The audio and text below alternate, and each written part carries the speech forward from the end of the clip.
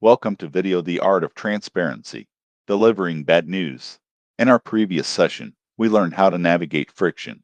We learned how to manage emotional contagion, separate the person from the problem, and de-escalate angry clients. But what happens when the friction is entirely your fault? What happens when a shipment is lost, a critical deadline is missed, or a software update deletes a week of client data? What happens when you have to raise your prices by 20%? Today, we face the most uncomfortable communication in business, telling the customer something they do not want to hear. We will dismantle a popular but toxic communication myth known as the sandwich method. We will explore the absolute necessity of extreme ownership. We will learn the mechanics of the solution first delivery.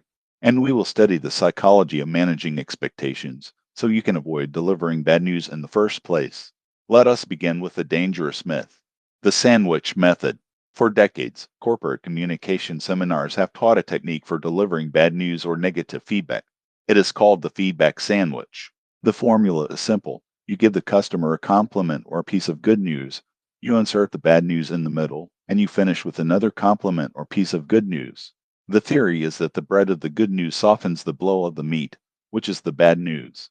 In practice, the sandwich method is a disaster. It is a cowardly tactic designed to make the messenger feel better, not the recipient. Customers are highly intelligent. Their brains are incredibly adept at pattern recognition. When you start a conversation with forced, unnatural praise or irrelevant good news, their alarm bells ring. They know a pivot is coming. They feel manipulated. Furthermore, the sandwich method dilutes your message.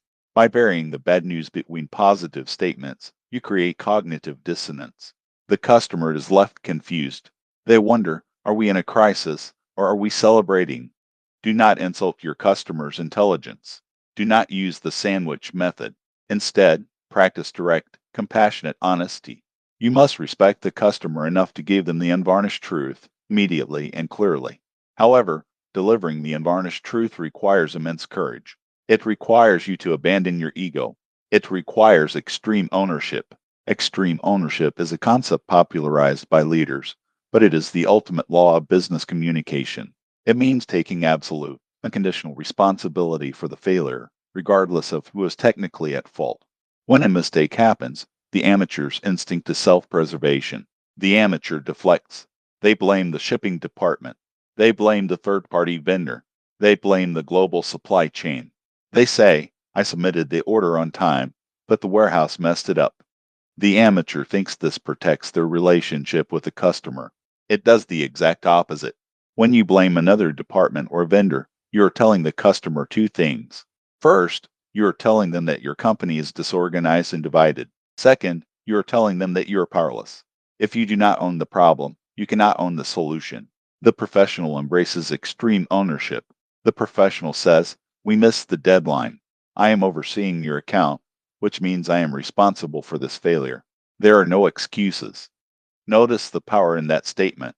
By taking the blame, you absorb the customer's anger. You leave them with nothing to attack. You cannot fight someone who has already surrendered to the truth.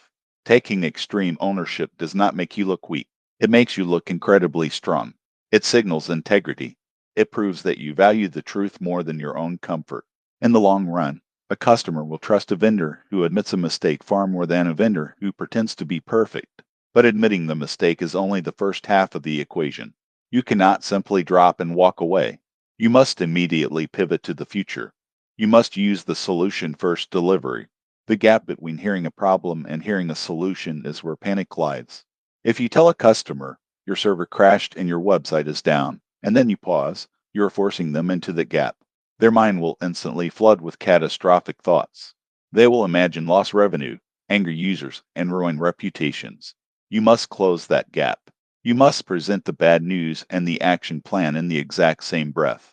Do not say, your shipment is delayed by 2 weeks. I am so sorry. Say, your shipment is delayed by 2 weeks. To fix this, I have already authorized an emergency overnight delivery of a partial batch at our expense, which will arrive tomorrow morning to keep your production line running. The remainder will arrive on the 14th. This is the solution first delivery. You deliver the blow, but you immediately provide the bandage. You show the customer that while a failure occurred, you are already in motion. You are not asking them what to do. You are telling them how you are fixing it. You transform yourself from the bearer of bad news into the architect of the rescue. Finally, we must look at the most effective way to handle bad news, preventing it from existing in the first place. This is achieved through the rigorous management of expectations. Customer satisfaction is not an absolute metric, it is a relative metric. Satisfaction is simply the gap between what the customer expected and what they actually experienced. If a customer expects a project to take 5 days and it takes 6, they are furious. You have failed. You must deliver bad news. If a customer expects a project to take 8 days and it takes 6, they are thrilled. You are a hero. The delivery time was exactly the same, 6 days. The only difference was the expectation you set at the beginning. Amateurs overpromise to win the deal. They tell the customer exactly what they want to hear. Yes, we can have that done by Friday. They set themselves up for inevitable failure. Professionals underpromise and overdeliver. They build buffers into their timelines. They account for friction. They say, this will take until next Wednesday, knowing full well they can likely finish it by Monday.